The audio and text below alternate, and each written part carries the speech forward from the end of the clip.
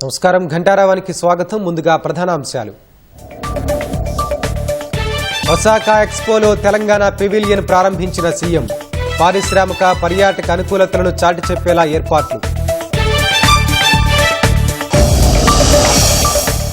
నిజామాబాద్లో రైతు మహోత్సవాన్ని ప్రారంభించిన మంత్రులు. పంట ఉత్పత్తుల ప్రదర్శనకు 150 స్టాళ్లు ఏర్పాటు.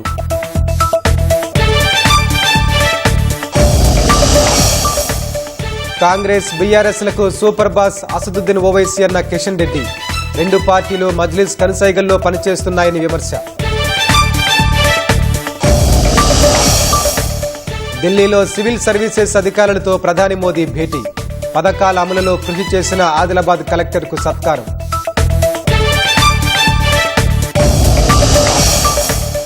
సెంట్రల్ కాంట్రాక్టుకు ఎంపికైన క్రికెటర్ల జాబితా విడుదల చేసిన బీసీసీఐ. రోహిత్ శర్మ, కోహ్లీ, బుమ్రా, జడేజాకు A+ కేటగిరీ కొనసాగింపు.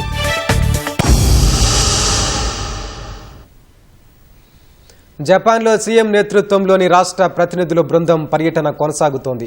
ఒసాకా నగరంలో జరుగుతున్న ఒసాకా ఎక్స్పోలో తెలంగాణ పెవిలియన్ను సీఎం రేవంత్ రెడ్డి ప్రారంభించారు.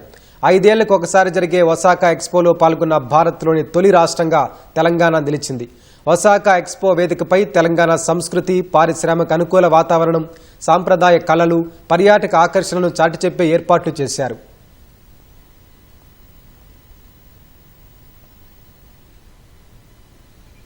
రాజ్యాంగబద్ధమైన పదవుల్లో సేవలందించిన వారి మీద ఇష్టానుసారంగా విద్వేషాలు రెచ్చగొట్టేలా వరుస వ్యాఖ్యలు చేస్తున్న బీజేపీ ఎంపీ నిషికాంత్ దూబేపై బీజేపీ అధిష్టానం చర్యలు తీసుకోవాలని మంత్రి పొన్నం ప్రభాకర్ డిమాండ్ చేశారు.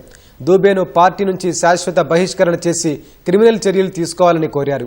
ఎన్నికల కమిషనర్గా పనిచేసిన ఖురేషీపై వ్యక్తిగత వ్యాఖ్యలు చేసిన దూబేపై చర్యలు తీసుకోకపోతే వీటి వెనుక ప్రధాని మోదీ, బీజేపీ అధిష్టానం ఉన్నట్లుగా భావించాల్సి ఉంటుందన్నారు. పార్టీకి సంబంధం లేదని బీజేపీ పెద్దలు భావిస్తే తక్షణమే ఆయన్ను పార్టీ నుంచి శాశ్వత బహిష్కరించాలని పొన్నం డిమాండ్ చేశారు. కాంగ్రెస్ బీఆర్ఎస్లకు సూపర్ బాస్ అసదుద్దీన్ ఓవైసీ అని బీజేపీ రాష్ట్ర అధ్యక్షుడు కిషన్ రెడ్డి ఆరోపించారు. ఈ 2 పార్టీలు మజ్లిస్ కనుసైగల్లో పనిచేస్తున్నాయని విమర్శించారు. బీజేపీ రాష్ట్ర కార్యాలయంలో హైదరాబాద్ స్థానిక సంస్థల ఎమ్మెల్సీ ఎన్నికల సన్నాహక సమావేశం జరిగింది. పార్టీ రాష్ట్ర అధ్యక్షుడు కిషన్ రెడ్డి అధ్యక్షతన జరిగిన సమావేశంలో ఎమ్మెల్సీ అభ్యర్థి గౌతమ్ రావు, కార్పొరేటర్లు హాజరయ్యారు. పోలింగ్ ముగిసే వరకు వ్యూహాత్మకంగా ముందుకు సాగాలని కిషన్ రెడ్డి కార్పొరేటర్లకు దిశానిర్దేశం చేశారు. ఇతర పార్టీల కార్పొరేటర్లను కలిసి ఓట్లు అభ్యర్థించాలని మార్గనిర్దేశం చేశారు. హైదరాబాద్ ఎమ్మెల్సీ ఎన్నికల్లో కాంగ్రెస్, బీఆర్ఎస్ ఎందుకు పోటీ చేయడం లేదో చెప్పాలని డిమాండ్ చేశారు. 3 పార్టీల నిజస్వరూపం బయట పెట్టాలని బీజేపీ పోటీ చేస్తోందని, విజయం సాధిస్తామని కిషన్ రెడ్డి విశ్వాసం వ్యక్తం చేశారు. 2 పార్టీలకు సూపర్ బాసు అసదుద్దీన్ ఓవైసీ, కాంగ్రెస్ కు బాసు రాహుల్ గాంధీ అయినా తెలంగాణలో super boss Asaduddin Owaisi, BRS కు బాసు కేసీఆర్ అయినా super boss Asaduddin Owaisi.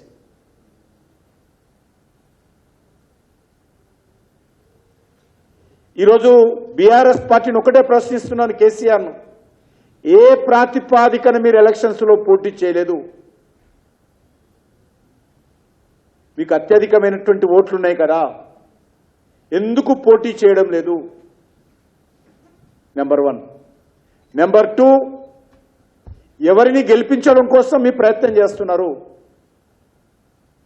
Number 3, ఎందుకు ఈరోజు మీ కార్పొరేటర్లందరినీ కూడా పిలిచి ఓటింగ్కి పోవద్దని ఎందుకు బెదిరిస్తున్నారు? అంటే మీ కార్పొరేటర్ల మీద మీకు నమ్మకం లేదా?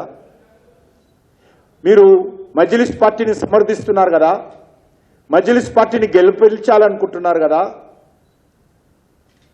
మజ్లిస్ పార్టీని అందలం ఎక్కించాలనుకుంటున్నారు కదా, మరి మజ్లిస్ పార్టీకి ఓటేయమని చెప్పేటువంటి ధైర్యము ఎందుకు బీఆర్ఎస్ పార్టీ బయటికి చెప్పలేకపోతుంది? మీకు చిత్తశుద్ధి ఉంటే, చీము నెత్తురుంటే మతోన్మాద పార్టీ అయినటువంటి మజ్లిస్ పార్టీని గెలిపించండి అని ఎందుకు స్టేట్మెంట్ ఇవ్వరు? ఎందుకు ఓటేరో ఈరోజు కేసీఆర్ చెప్పాలి. అంటే కార్పొరేటర్ల మీద నమ్మకం లేక వాళ్ళను పోలింగ్కు రాకుండా బాసును బతలాడుకొని మేము నిన్ను గెలిపిస్తాము కానీ ఓటింగ్కు రామని బాసును బుజ్జగించుకునేటువంటి ప్రయత్నం ఈరోజు బీఆర్ఎస్ పార్టీ చేస్తాం.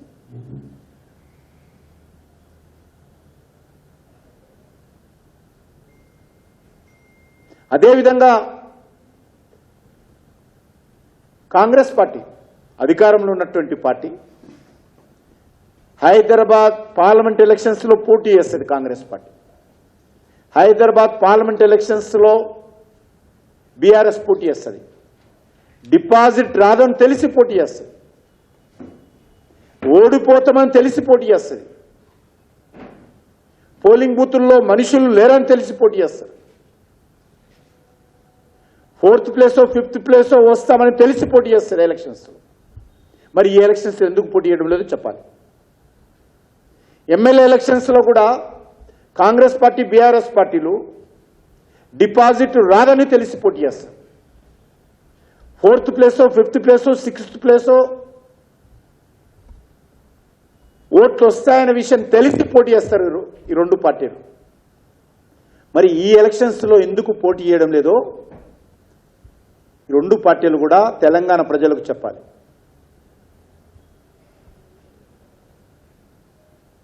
అందుకని మొదటి నుంచి కూడా చెప్తా ఉన్నాను, ఈ మూడు పార్టీలు ఒకటే.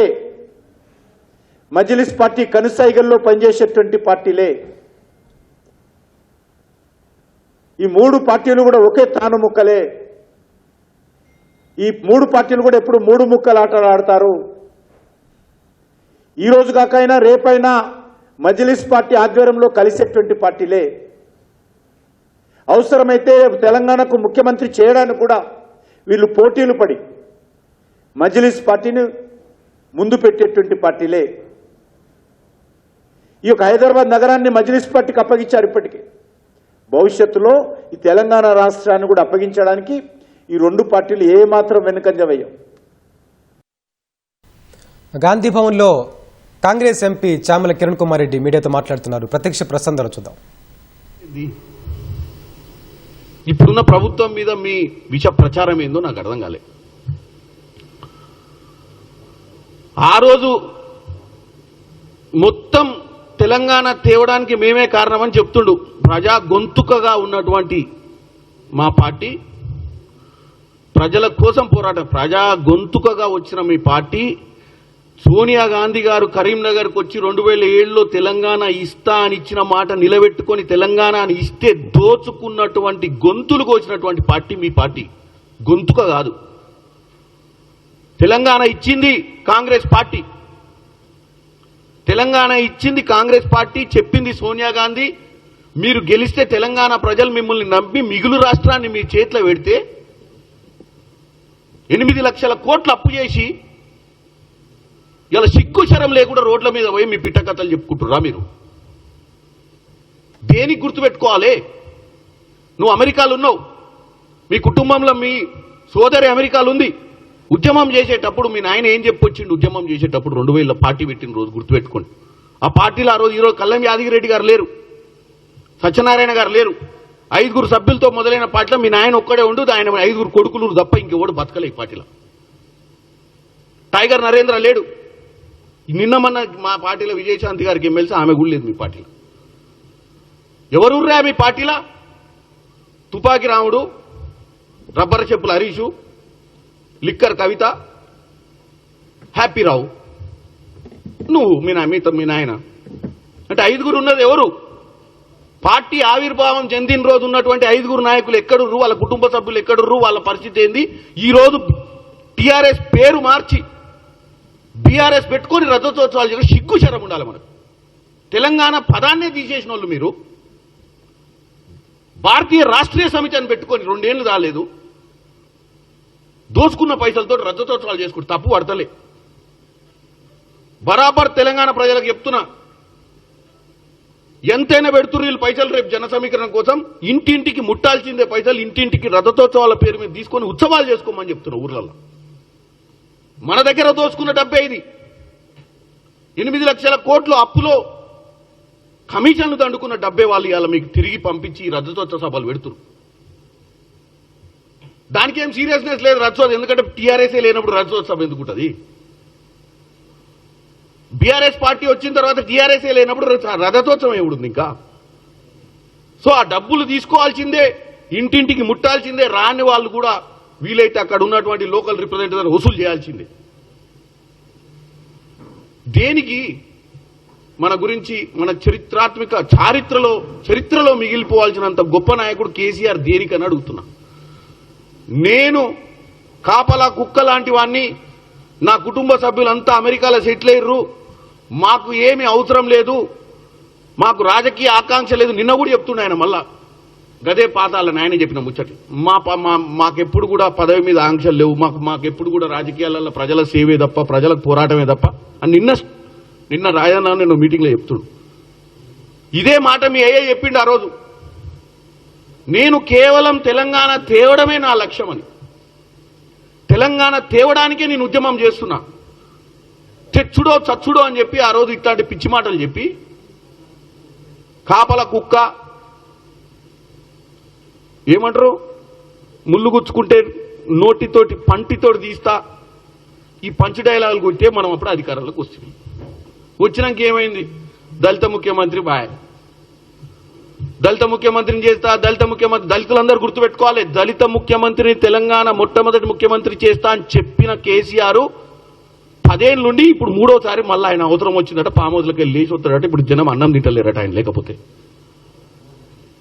ఇప్పటికైనా మేము అధికారంలోకి వస్తే, నిన్ననే కులగణన చేసినాం బీసీలు, మరి బీసీల శాతం ఎక్కువ ఉంది, మా నాయన కాదు ఈసారి మంచి బీసీని చేసి ముఖ్యమంత్రిని చేస్తానన్న చెప్తే కొద్ది గొప్ప తెలంగాణ ప్రజలు ఆలోచిస్తారు.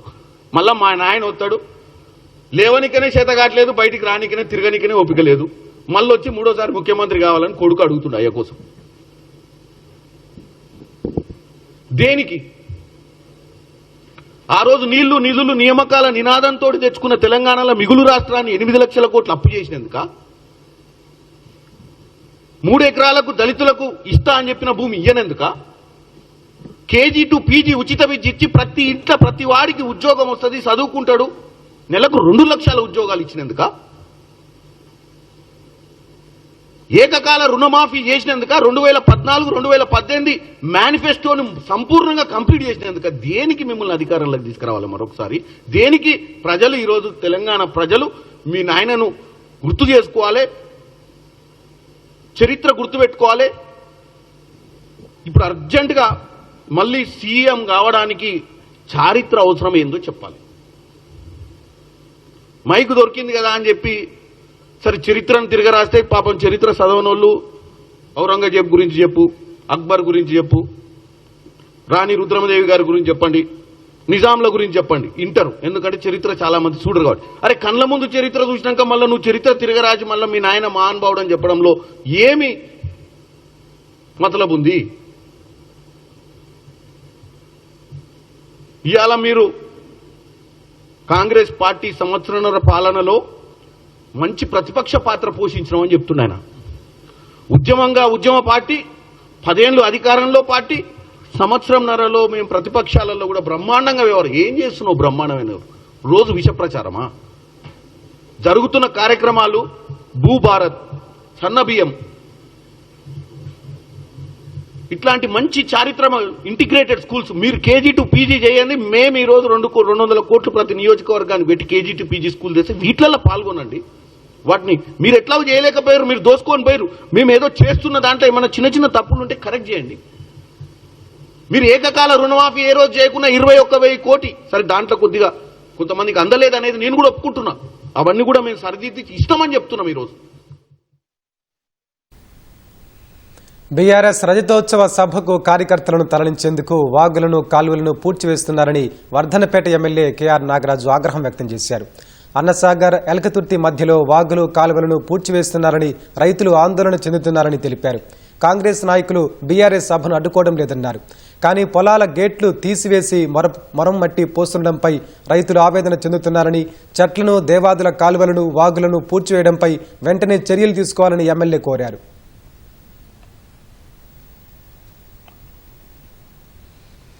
నిజామాబాద్లో రైతు మహోత్సవాన్ని మంత్రులు తుమ్మల నాగేశ్వరరావు, ఉత్తమ్ కుమార్ రెడ్డి, జూపల్లి కృష్ణారావు ప్రారంభించారు. గిరిరాజ్ ప్రభుత్వ డిగ్రీ కళాశాల మైదానంలో 3 రోజుల పాటు ఈ మహోత్సవం జరగనుంది. రైతులు వారు పండించిన ఉత్పత్తులతో పాటు వ్యవసాయ అనుబంధ రంగాల ఉత్పత్తులను ప్రదర్శించనున్నారు. అందుకోసం సుమారు 150 స్టాల్స్ ఏర్పాటు చేయగా వాటిని మంత్రులు పరిశీలించారు.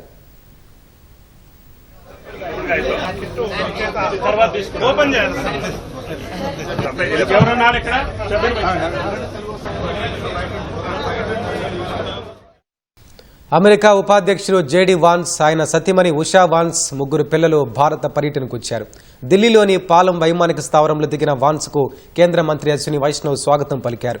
భారత దళాలు వాన్స్కు గౌరవ వందనం చేశాయి. అనంతరం పలువురు కళాకారులు నృత్య ప్రదర్శన చేశారు. ఇవాల్టి నుంచి ఈ నెల 24 వరకు జేడీ వాన్స్ దేశంలోని పలు చారిత్రక ప్రదేశాలను సందర్శించనున్నారు. తొలుత ఢిల్లీలోని స్వామినారాయణ్ అక్షరధామ్ ఆలయ సందర్శనకు వాన్స్ వెళ్లారు. అనంతరం చేనేత ఉత్పత్తులను విక్రయించే దుకాణాల సముదాయాన్ని సందర్శిస్తారని సంబంధిత వర్గాలు తెలిపాయి. అమెరికా ఉపాధ్యక్షుడిగా బాధ్యతలు చేపట్టిన తర్వాత జేడీ వాన్స్ భారత పర్యటనకు రావడం ఇదే తొలిసారి. ఆయన వెంట భార్య, 3 పిల్లలతో పాటు ఉన్నత స్థాయి అమెరికా ప్రతినిధులు ఉన్నారు. జేడీ వాన్స్ పిల్లలు సంప్రదాయ భారతీయ దుస్తుల్లో కనువిందు చేశారు. ద్వైపాక్షిక సంబంధాలపై చర్చించేందుకు సాయంత్రం లోక్ కళ్యాణ్ మార్గ్లోని ప్రధాని నరేంద్ర మోదీ నివాసానికి వాన్స్ చేరుకుంటారు. చర్చల తర్వాత వాన్స్ దంపతులకు ప్రధాని మోదీ విందు ఇవ్వనున్నారు. రెండో రోజు జైపూర్లో చారిత్రక ప్రదేశాలను వాన్స్ దంపతులు సందర్శించనున్నారు. ఈ నెల 23న ఆగ్రాలో తాజ్మహల్ను సందర్శించి తిరిగి జైపూర్కు చేరుకుంటారు. 24న తిరిగి అమెరికా వెళ్లనున్నారు.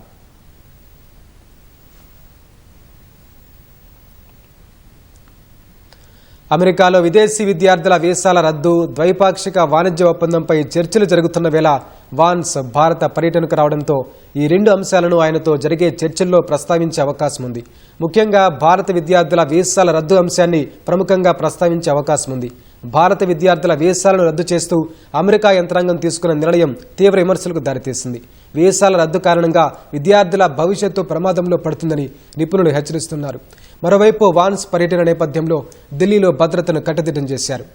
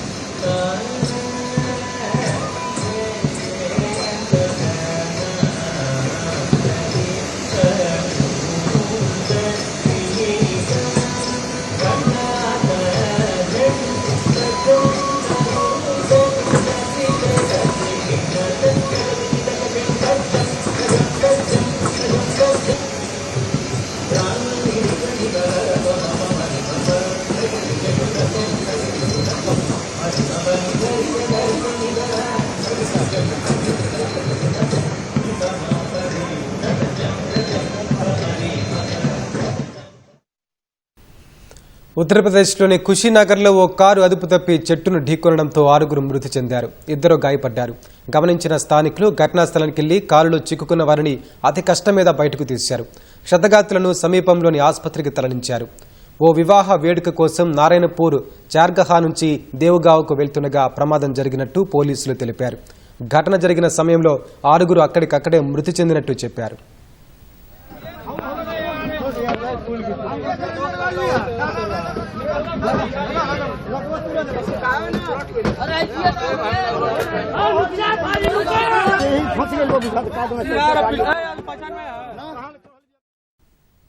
జార్ఖండ్లో మావోయిస్టులకు గట్టి ఎదురుదెబ్బ తగిలింది.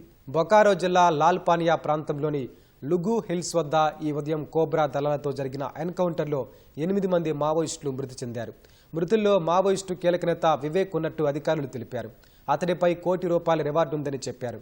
నిఘా వర్గాల సమాచారంతో సిఆర్పీఎఫ్, జార్ఖండ్ పోలీసులు సంయుక్తంగా ఆపరేషన్ నిర్వహించినట్టు అధికారులు తెలిపారు. ఎదురుకాల్పులు జరిగిన ప్రాంతంలో 2 INSAS rifles, 1 self loading rifle, ఓ పిస్టల్ స్వాధీనం చేసుకున్నట్టు చెప్పారు. భద్రతా దళాల్లో ఎవరూ గాయపడలేదని, మావోయిస్టుల కోసం కూంబింగ్ కొనసాగుతోందని తెలిపారు.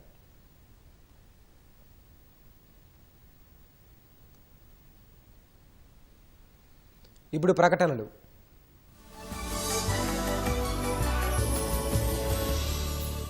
ఈ సమ్మర్ సూపర్ కూల్ గా ఉండబోతుంది Kalanjali Sundaram summer sale offer తో. సంప్రదాయ హుందాతనంతో ఆధునిక ఆలోచన స్పర్శతో రూపుదిద్దుకున్న సౌకర్యవంతమైన ప్రత్యేకమైన దుస్తులు మీ సొంతం. ఎంచుకున్న చీరలు ladies wear, salwar suits, kids wear పై 1+1 గ్రాండ్ ఆఫర్. ఎంపిక చేయబడ్డ చీరలపై 30% వరకు అద్భుతమైన discounts. Kalanjali Sundaram summer sale offer ఈ ఏప్రిల్ 30 వరకు.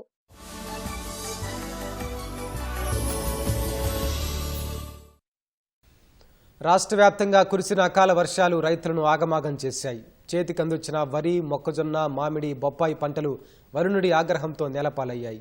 ఉరుములు మెరుపులతో కూడిన గాలివానకు పలు గ్రామాల్లో విద్యుత్ సరఫరా నిలిచిపోయింది. ప్రకృతి ప్రకోపానికి నష్టపోయిన పంటలను గుర్తించి ప్రభుత్వమే ఆదుకోవాలని రైతులు వేడుకుంటున్నారు. రాష్ట్ర వ్యాప్తంగా ఉరుములు మెరుపులతో కూడిన అకాల వర్షాలు అన్నదాతలకు గుండెకోతను మిగిల్చాయి. ఉమ్మడి నల్గొండ జిల్లా వ్యాప్తంగా ఆదివారం సాయంత్రం కురిసిన వడగళ్ల వానకు వరి, మొక్కజొన్న, మామిడి, బొప్పాయి పంటలకు తీవ్ర నష్టం వాటిల్లింది. ఈదురుగాలులతో కూడిన వర్షాలకు పలుచోట్ల ప్రధాన రహదారులపై చెట్లు విరిగిపడ్డాయి. అధికారులు జేసీబీల సహాయంతో చెట్లను తొలగించి రాకపోకల్ని క్రమబద్దీకరించారు. మరికొన్ని చోట్ల విద్యుత్ స్తంభాలు నేలకొరిగాయి. గాలి దుమారానికి ఇళ్లపై ఉన్న రేకులు ఎగిరి దూర ప్రాంతాల్లో పడ్డాయి.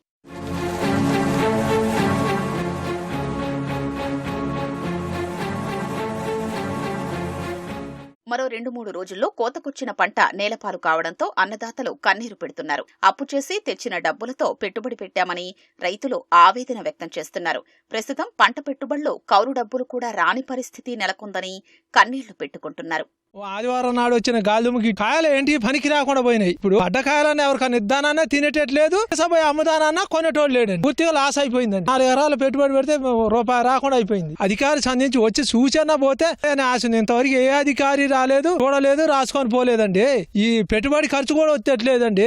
మా పరిస్థితి ఏందండి? నేను ఒక కౌలు రైతునండి. గాలి వర్షాల వల్ల రాళ్ళు కూడా మా ఊళ్ళో పడ్డాయండి. మొత్తం చెట్లు మొత్తం ఒక్క కాయ లేకుండా కింద పడిపోయిందండి. దీనికి మేము చాలా నష్టపోయినామండి. పెట్టుబడులు అధికంగా పెట్టామండి. మేము 10 సార్లు మందు కొట్టామండి. ఇది మొత్తం ఒక్క చెట్టు కూడా కాయ చెట్టు మీద లేకుండా కిందకు పోయాయండి. చెట్టుకు పోదామన్నా కానీ ఏరే పరిస్థితి కూడా లేకుండా అది కొనే పరిస్థితి కూడా లేదండి మామిడికాయని. మాకు 4 ఎకరాల పొలం ఉంది. 4 ఎకరాల పొలాలు కూడా వడగళ్ల వానకి పూర్తిగా నేలమట్టం అయిపోయినాయి. నేలమట్టం అయిపోయిన పొలాలు కోద్దామంటే కోత మిషన్లు దొరకట్లేదు, అమ్ముదామంటే కొనేవాడు దొరకట్లేదు. ఈ మొత్తం కలిసిన ఇప్పుడు కొందామన్న 25% మనకి ఈ కోతలో కూడా వెళ్ళేటట్టు లేవండి. కనుక మేము వడ్డీలో తెచ్చిపెట్టిన పెట్టుబడులు ఇవన్నీ మాకు భారీ ఎత్తున నష్టాలు అయితే మిగిలినాయి. ఇట్లా మా ఊర్లో కనీసం ఒక 30-40 మంది రైతులకి వడగళ్ల వానకి అకాల వర్షాలకి నష్టపోయారండి. నష్టపరిహారాలు గవర్నమెంట్ మాకు అందించాలి. మాది 3 ఎకరాల భూమి అండి. ఎకరానికి 30,000 పెట్టుబడి పెట్టామండి. 3 ఎకరాల భూమికి 90,000 పెట్టాము. మరి ఇవన్నీ ప్రైవేట్ వడ్డీలకు తెచ్చుకున్నాము. ఇప్పుడు ఈ వరికి వద్దామని రేపు అనుకున్న రోజుల ఈ వర్షం వచ్చి వడగళ్ల రాళ్లకు వర్షానికి మొత్తం ఒడ్లన్నీ రాలిపోయినవి. పైగా ఇప్పుడు మళ్ళా 2-3 రోజుల నుంచి ఓరుపున్న కాడ నుంచి కోద్దామంటే మిషన్లు దొరకటం లేదు. ఈ ఆరిపోయి మొత్తం ఈ కూడా కోసుకునే అవకాశాలు దొరకటం లేదు. వ్యవసాయ ఖర్చులు ఈ పెట్టిన పెట్టుబడులు మాకు వచ్చేటట్టుగా గవర్నమెంట్ ద్వారా నష్టపరిహారం కావాలని కోరుకుంటున్నాము. అకాల వర్షాలు నాగర్ కర్నూలు జిల్లాను అతలాకుతలం చేశాయి. స్థానిక మార్కెట్ యార్డులో రైతులు నిల్వ చేసిన వేలాది బస్తాల మొక్కజొన్న, వరి ధాన్యం తడిసి ముద్దైంది. మార్కెట్ యార్డు అధికారులు ప్రత్యామ్నాయంగా టార్పాలిన్లు ఏర్పాటు చేయకపోవడంతో ఎక్కడి ధాన్యం అక్కడే తడిసిపోయింది. చింతపల్లి మండలం గోడుకొండ గ్రామంలో 4 ఎకరాల్లో సాగు చేస్తున్న బొప్పాయి తోట పూర్తిగా నేలకొరిగింది.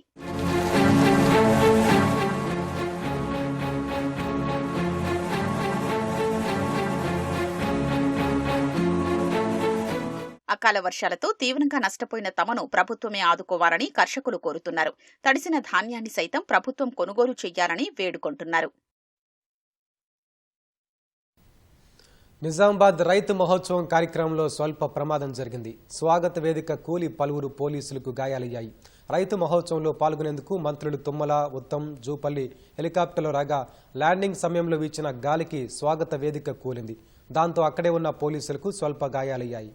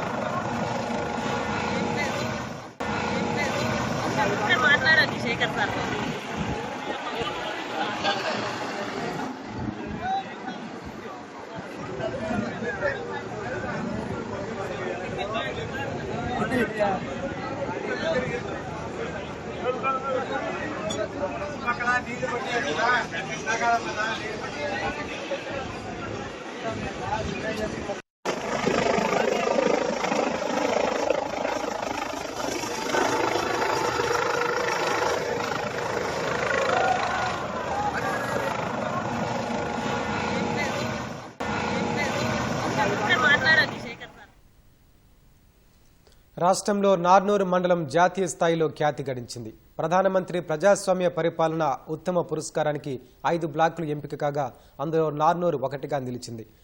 ఆస్పిరేషనల్ బ్లాక్ ప్రోగ్రాం సమర్థంగా అమలు చేసి మండల సర్వతోముఖాభివృద్ధికి కృషి చేసిన ఆదిలాబాద్ కలెక్టర్ రాజశిషా ఢిల్లీలో విజ్ఞాన భవన్లో భారత ప్రధాని నరేంద్ర మోదీ చేతుల మీదుగా పురస్కారం అందుకున్నారు.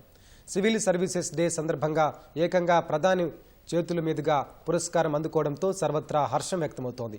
ప్రగతిశీల బ్లాక్ ప్రోగ్రాం కింద దేశంలోని అభివృద్ధికి దూరంగా ఉన్న మారుమూల ప్రాంతాల్లోని 426 బ్లాకులు నీతి ఆయోగ్ విభాగం ఎంపిక చేసింది.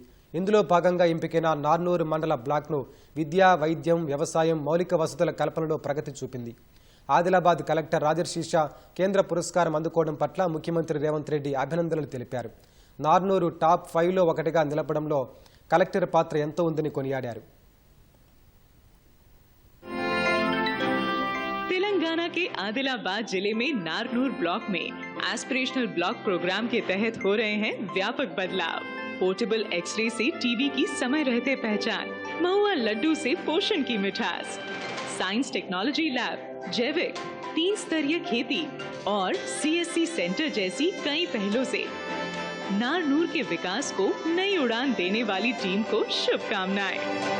आदिलाबाद के कलेक्टर और डिस्ट्रिक्ट मजिस्ट्रेट श्री राजर्षि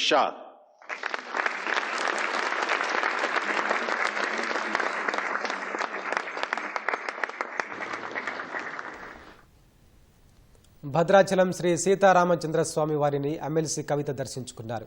ఆలయ అర్చకులు కవితకు స్వాగతం పలికారు. అనంతరం ప్రధాన ఆలయంలోని సీతా లక్ష్మణ సమేత శ్రీ రామచంద్ర స్వామి వారికి ప్రత్యేక పూజలు నిర్వహించారు. వేద పండితులు ఆశీర్వచనాలు అందించారు.